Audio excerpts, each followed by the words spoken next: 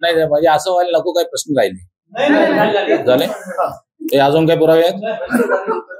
म्हणजे एक कागद काल रवींद्र धंगेकर या इस्मानं दाखवलेला आहे, त्या कागदामध्ये फिर्यादीचं नाव नाही आहे आणि तुमचा सगळ्यांचा रोष माझ्यावर आहे की मी सांगलीत काय काय केलेलं आहे.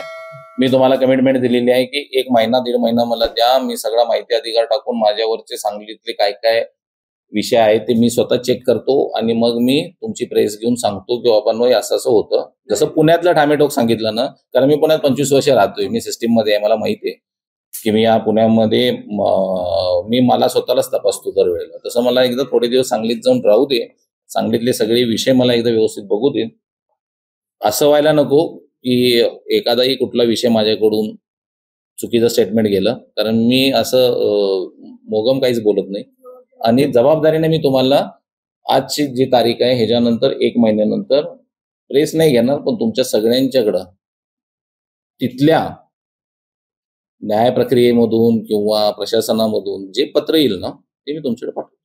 बस आता तुम्ही जी काय नोटीस पाठवली बाईट करू आता थोडक्यात सांगा जे आरोप केलेला आहे त्याला तुम्ही काय उत्तर देताय? 2च आरोप माझ्यासाठी महत्वाचे आहेत यातले. म्हणजे एक जो आहे तो मी आदरणीय दादांच्या ऑफिसमध्ये कर्मचारी आहे, कामाला आहे, पीए आहे, ओएसडी आहे. तर त्यांनी मला दादांच्या ऑफिसमधून पत्र घेऊन किंवा दादांच्याकडून अकाउंट स्टेटमेंट घेऊन मला त्यांनी ते सिद्ध करावं की मी त्यांच्या ऑफिसमध्ये कामाला होतो किंवा एजन्सी किंवा अशा रूपामध्ये कर्मचारी होतो, आणि त्यांनी ते लिंक केलेलं आहे. ते सिद्ध नाही झालं तर तो एक भाग राहील, कारण मी एक व्यावसायिक आहे आणि त्यांच्या कर्मचारी किंवा मी दुसरीकडे कामाला आहे ही माहिती चुकीच्या पद्धतीनं देऊन त्यांनी माझी बेइज्जती केलेली आहे. दुसरा पार्ट जो आहे त्यांनी मला सांगितलेलं आहे की माझ्यावर आरोप केलेले आहेत की मी मकोका मधला आत्ता गुन्हेगार आहे, आरोपी आहे.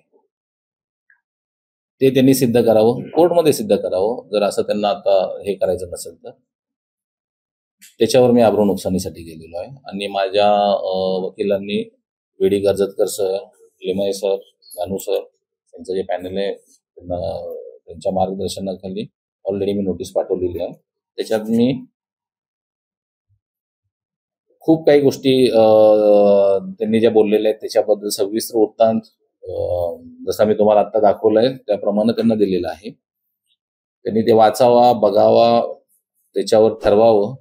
जर पुढच्या येणाऱ्या 1-2 दिवसात त्यांनी त्याच्यावरती त्यांची भूमिका स्पष्ट जर नाही केली, अपॉलॉजी असेल किंवा तो जो आम्ही काही समथिंग 50 कोटीचा दावा दाखल केलेला आहे किंवा आब्रू गेलेली आहे म्हणून नुकसान झालेलं आहे ते दाखवलेलं आहे, ते पूर्ण नाही केलं तर 2 दिवसामध्ये कोर्टमध्ये आम्ही गुन्हा दाखल करतो.